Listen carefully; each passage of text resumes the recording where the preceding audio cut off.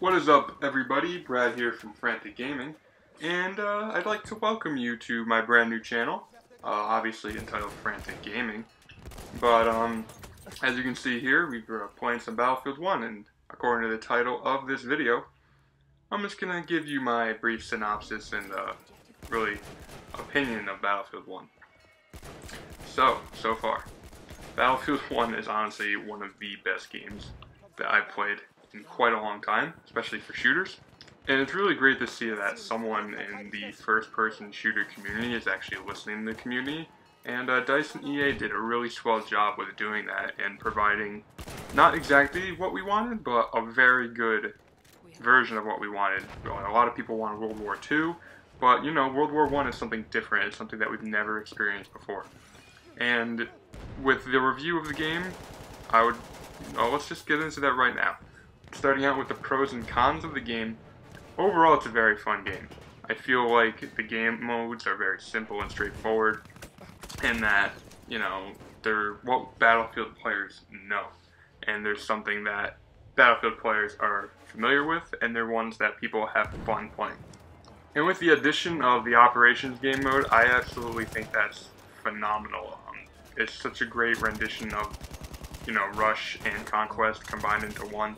Plus, you know, just having those multiple attempts of even trying to win is just absolutely amazing. The next really pro this, I feel like it's a lot different than other Battlefield games in the best way possible. Battlefield 3 and 4 were really fast-paced, and they really reminded me of Call of Duty. And I have absolutely no problem with that. Big fan of Call of Duty, big fan of that series overall, and just the way it plays. But I didn't feel like it was like the other Battlefields I played, more specifically Battlefield Bad Company 2.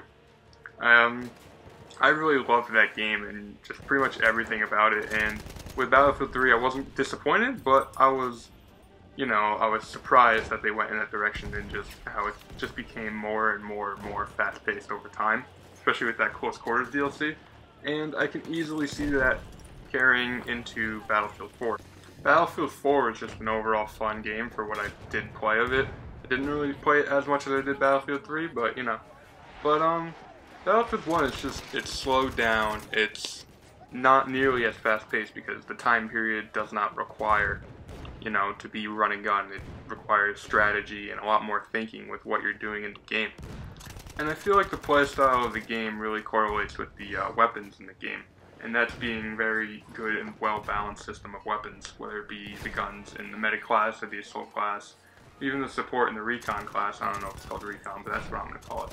But, you know, the weapons are just, there's nothing in the game yet that I've seen that it's just completely overpowered as far as weapons goes.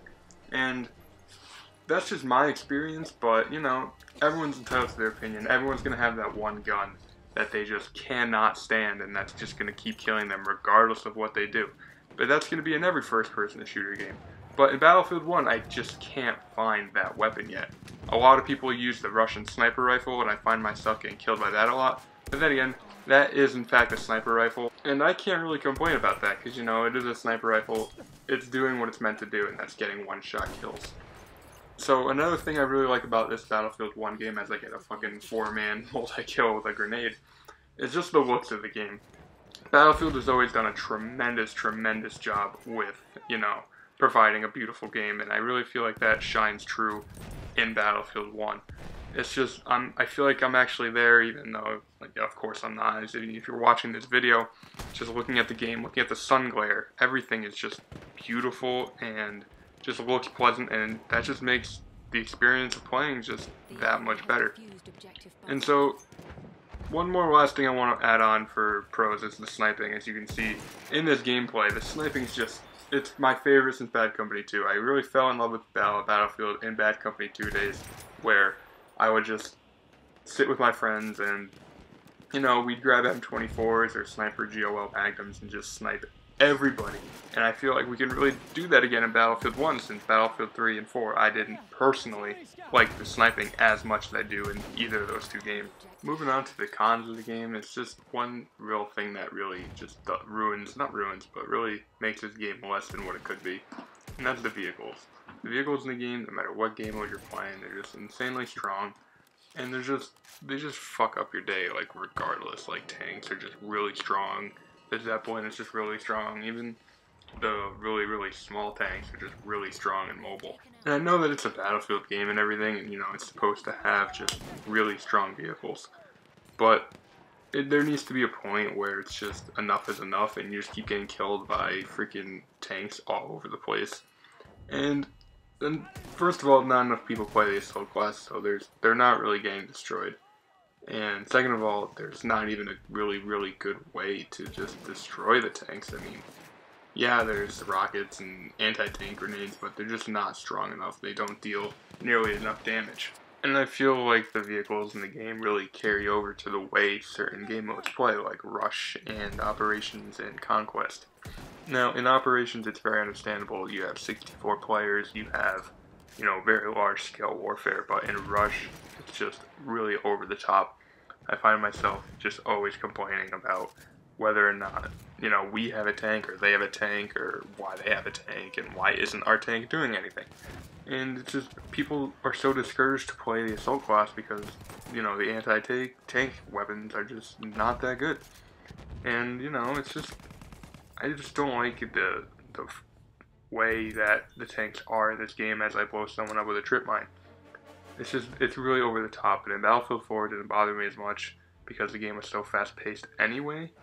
And, you know, tanks didn't really bother me, but in this game it's just, they play such a huge, huge role in the game with, you know, destruction of buildings and pushing and, you know, just defending in every single way possible.